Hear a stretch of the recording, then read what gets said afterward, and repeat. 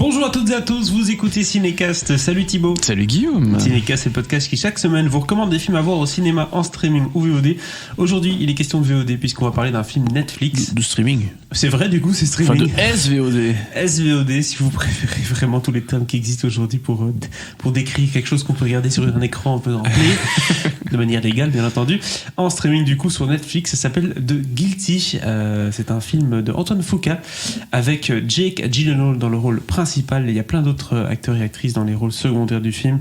Je vais pas les mentionner parce qu'en fait il faut quand même partir du principe que The Guilty, je sais pas si ça vous dit quelque chose, je pense qu'on avait parlé dans le Cinécast, c'est un film, je pense que oui, je suis pas sûr, oui, en tout cas c'est un film danois qui avait fait grande sensation en 2018 je pense, quelque chose comme ça, il y a quelques années. Il s'agit en fait d'un opérateur au téléphone à la police, donc 911 pour les États-Unis bien entendu, qui doit du coup répondre au téléphone et qui tombe sur une affaire un peu mystérieuse, une femme qui appelle, elle a l'air de s'être fait enlever. Bref, on n'en sait pas trop, on n'en sait pas plus. Et cet opérateur va vraiment mener de front une enquête depuis son petit fauteuil d'enquêteur d'opérateur dans cette espèce de salle de call. Et tout le film se passe dans cette salle de call, à l'exception peut-être d'une scène ou deux. Et voilà quoi. Et ça se passe avec des échanges téléphoniques, avec plein des gens, des témoins, des trucs comme ça qui interviennent au téléphone. Et on va essayer de mener l'enquête avec le personnage interprété du coup par Jake Gyllenhaal ici. Faut-il voir The Guilty ? On vous dit ça juste après un extrait de la bande-annonce. Centre d'appel des secours, opérateur 625. On vient de me voler. Oui, d'accord, il me faut une adresse et votre nom de famille. Alors, c'est les pompiers ? Non, madame, vous êtes au centre d'appel, mais je peux vous mettre en relation avec les pompiers. Une description de la femme ? Jeune, grande, la pommade, les cheveux roses, en talons hauts. Hé, ça va durer encore combien de temps ? Centre d'appel des secours, quel est votre problème et où êtes-vous ? Je voulais seulement te parler. D'accord, je Je raccroche. suis juste partie faire un tour ma puce, d'accord ? Il y a quelqu'un avec vous ? Alors Thibaut, quand on voit les extraits de la bande-annonce, quand on écoute d'ailleurs cette bande-annonce aussi, et quand on parle du film tout simplement, on a l'impression ici que si on a déjà vu le film original de Guilty, on va pas être trop surpris avec celui-ci. Non, c'est même pas qu'on va pas être trop surpris par celui-ci, c'est qu'on va pas être surpris du tout par celui-ci. C'est vraiment un remake limite plan par plan, enfin j'exagère un peu, mais c'est vraiment un remake scène par scène. C'est exactement la même histoire et j'espérais qu'il y ait qu'il y ait quand même un peu de surprise au niveau de l'histoire, qu'ils refassent pas exactement la même chose. Bon, évidemment, je vais pas dire exactement l'histoire pour ceux qui ne l'auraient pas, encore vu, enfin, ni le film danois, ni celui-ci de Guilty d'Antoine Fuqua, mais j'espérais un peu des surprises, parce que le film, enfin, des surprises par rapport aux surprises. Parce qu'il y a déjà des surprises dans le film. L'histoire d'enlèvement n'est pas exactement ce qu'elle en a l'air. Bien sûr. Ce qui est logique. Et elle est même assez... c'est bien écrit. Et du coup, quand on a découvert le film danois, on a fait « Ah ouais, vraiment, c'est... » Moi, je me rappelle, ça. J'ai vu le film danois quand il est sorti. Je vois pas beaucoup de films, mais je l'ai vu. Et vraiment, j'avais été surpris par la qualité du film. Vraiment, j'ai été scotché mon siège pendant 1h30. Ouais. Donc là, je t'entends, tu me dis, voilà, c'est un remake presque plan par plan du film danois. Bon, c'est pas spécialement une mauvaise chose. J'aurais dit, le but du remake, c'est de le faire pour un nouveau marché, le marché américain dans ce cas-ci. Oui. Forcément, toi, tu as vu le film précédent, en tout cas le film original.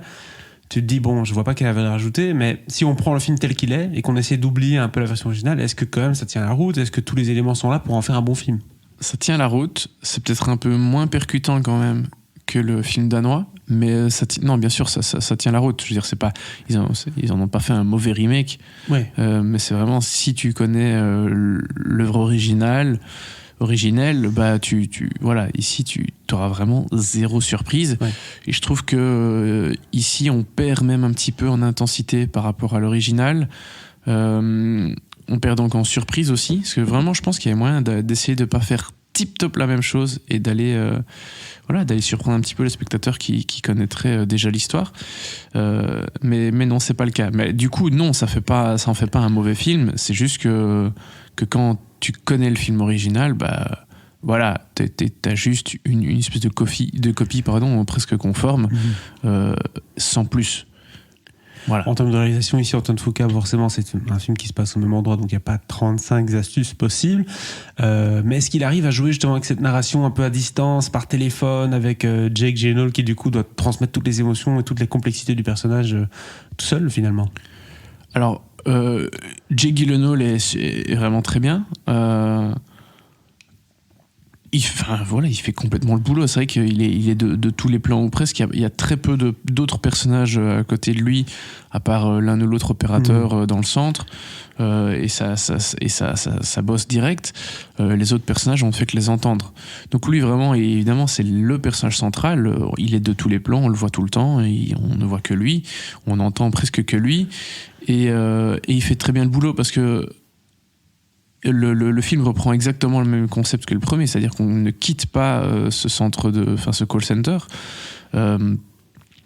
Donc vraiment, niveau de la mise en scène, tu dois essayer de trouver des astuces pour rendre le truc vivant, de pas te répéter en permanence, et pourtant t'es juste jamais en train de filmer un type qui est devant son tableau, son micro, et voilà quoi. Donc Exactement.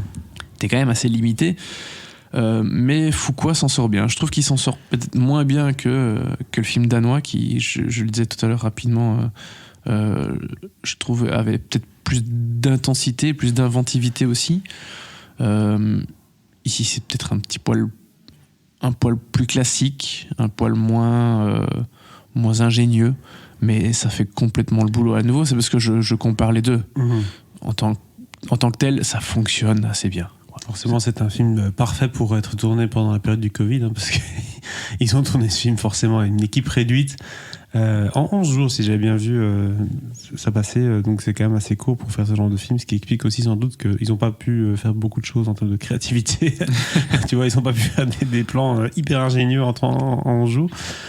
Mais voilà, l'essentiel c'est que le thriller fonctionne, les éléments de base sont là. Si vous avez déjà vu le film original, vous n'allez pas être vraiment surpris par celui-ci, peut-être un peu déçu par celui-ci parce qu'il est moins aventureux que le film danois. Oui, très clairement. De là, le casting secondaire qui est pas principalement au téléphone, hein, je ne l'ai pas vraiment mentionné, mais je pense qu'il y a Paul Dano notamment.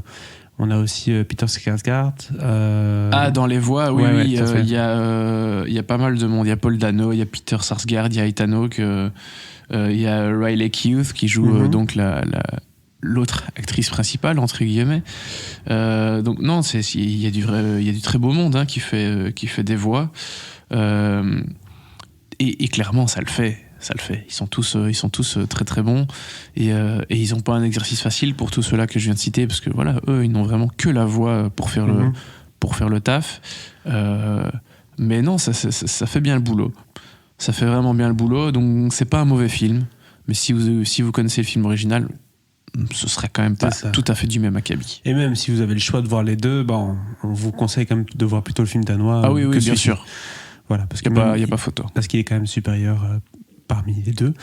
À part si vous êtes vraiment fan du cinéma américain ou anglais, que vous voulez pas voir un film danois avec des sous-titres. Mais bon, bref, ça c'est pour la petite histoire. Du coup, qu'est-ce qu'on lui donne comme note à The Guilty ? En vrai, je lui donne quand même 3 étoiles parce que le concept est là, il fonctionne bien. Gyllenhaal fait le taf, Fuqua fait le taf, le casting vocal fait le taf. Donc voilà, ça fonctionne vraiment bien.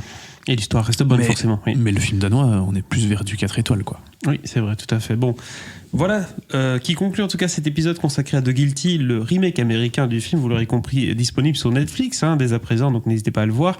N'hésitez pas aussi à partager votre avis sur ce film dans les commentaires, et si c'est pas déjà fait, à vous abonner au podcast sur la plateforme de votre choix. À très bientôt.